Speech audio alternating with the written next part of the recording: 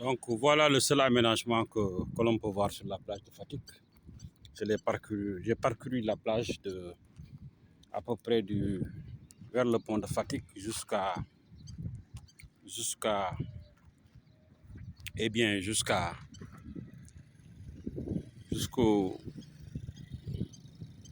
comment on dit, aux anciens entrepôts de Khouri, l'usine d'arachide, l'ancien entrepôt qui servait d'usine d'arachide de Fatick. J'ai parcouru toute cette zone-là.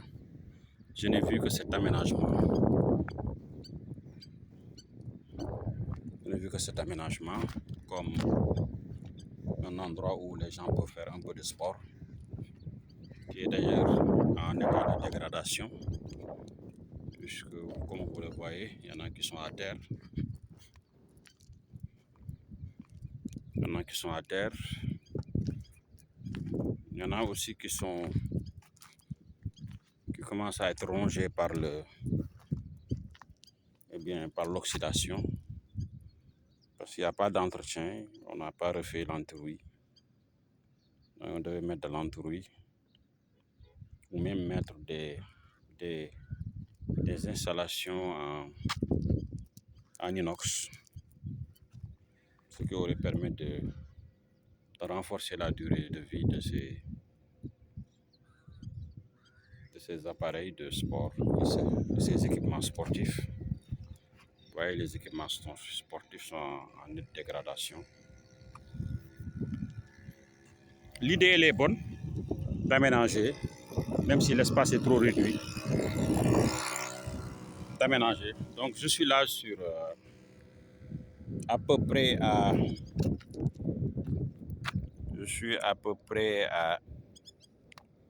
60 cm du sol, à peu près 1 mètre du sol.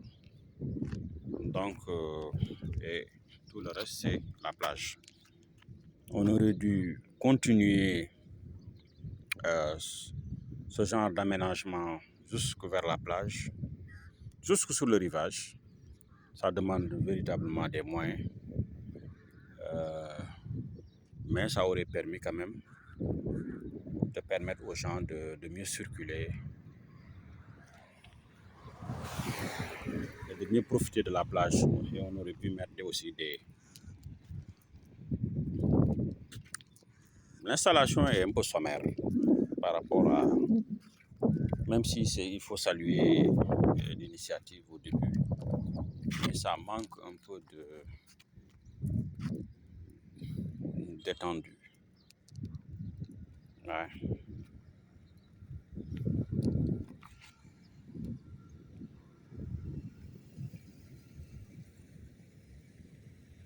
Donc ça c'est des rebords.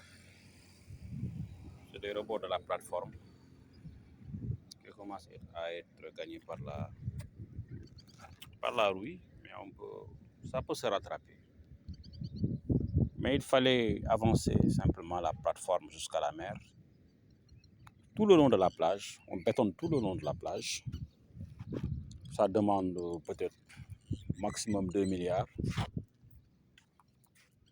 Et ça permet d'avoir les gens, de faciliter l'entretien, le balayage. L'entretien, ça va faciliter. Parce que la plage n'est pas très, très large. Et elle s'étire plutôt en longueur.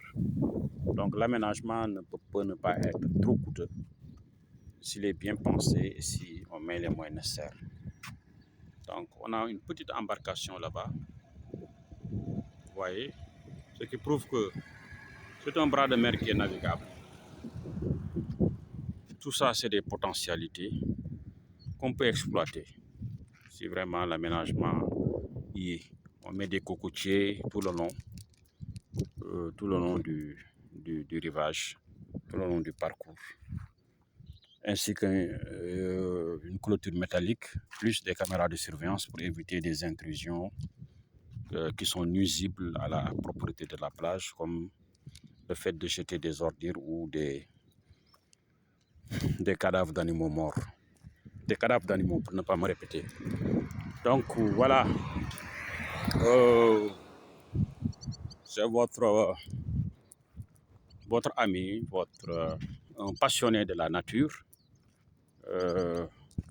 Cheikh Talibou Niang, qui faisait sa promenade matinale et qui a voulu vous faire découvrir un peu quelques aspects de la plage de Fatick, du littoral.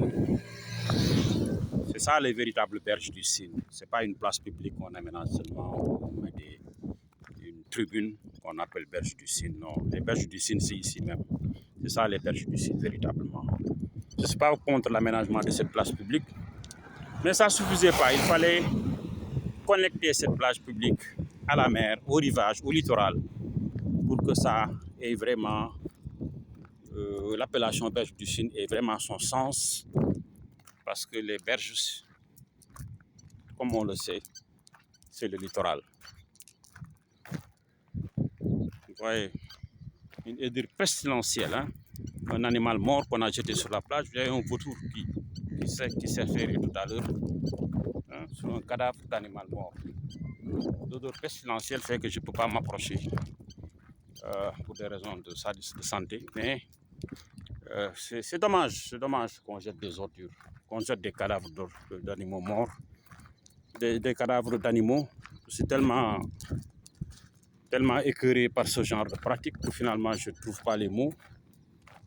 Je crois que tout cela doit être évité. Et on a aussi un exutoire ici. Je ne sais pas que cet exutoire, d'où viennent ces eaux-là. Je ne sais pas. Mais je vois ici un exutoire. Je vais un peu le filmer. Il y a un exutoire. Et à côté de l'exutoire, on a une embarcation. Donc, ce qui veut dire qu'il y a des gens qui peuvent vraiment... que cet endroit est navigable. Ce qui prouve que cet endroit vraiment est navigable.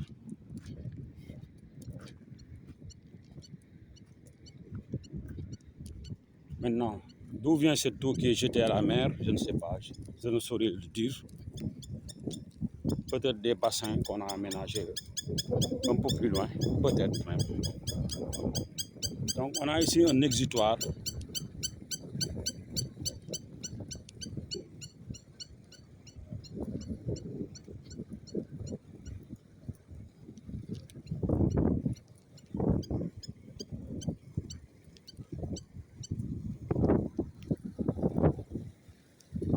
Donc voilà, il y a une embarcation là, à quai, si on peut parler ainsi. Ce qui montre que...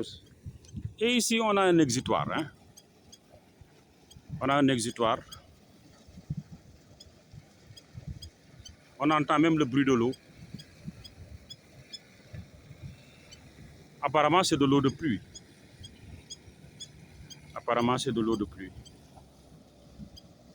Je crois qu'après l'hivernage, on ne verra plus cette scène-là, je l'espère, de l'eau qui se déverse sur la mer. Bon, ça, on peut considérer que c'est utile quand même, parce que ça permet un peu de soulager les populations. Bon. Mais tant que c'est de l'eau de pluie, c'est pas si grave. Même si cette eau pouvait être utilisée utilement dans l'agriculture, c'est peut-être aussi une perte pour la nation, pour la région. On aurait pu utiliser cette eau dans le cadre de la culture hors hivernage, hors saison comme on dit. Cette eau-là, si elle est bonne, je crois que c'est un gaspillage que de jeter ça à la mer. Donc voilà, et ça aurait permis certainement si on récupérait cette eau, de préserver aussi cette plage, parce qu'il y a un impact aussi certainement sur la qualité de l'environnement. Donc voilà un peu quelques aspects que je voulais souligner. Au loin, on voit les camions sur la route nationale 1, donc qui se dirigent vers Kaolack, donc avec le pont de Fatick, donc en arrière-plan.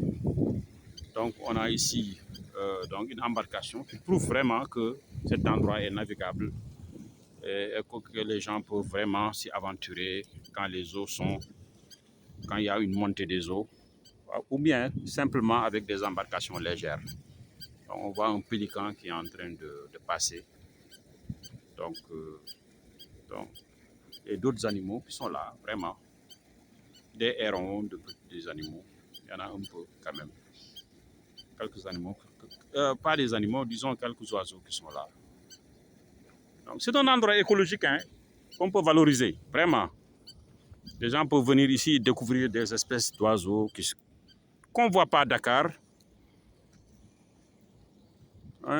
ou dans certaines régions. Donc tout ça, c'est des atouts. En plus vraiment du cadre de vie qu'on peut améliorer. Merci et à bientôt, Inch'Allah.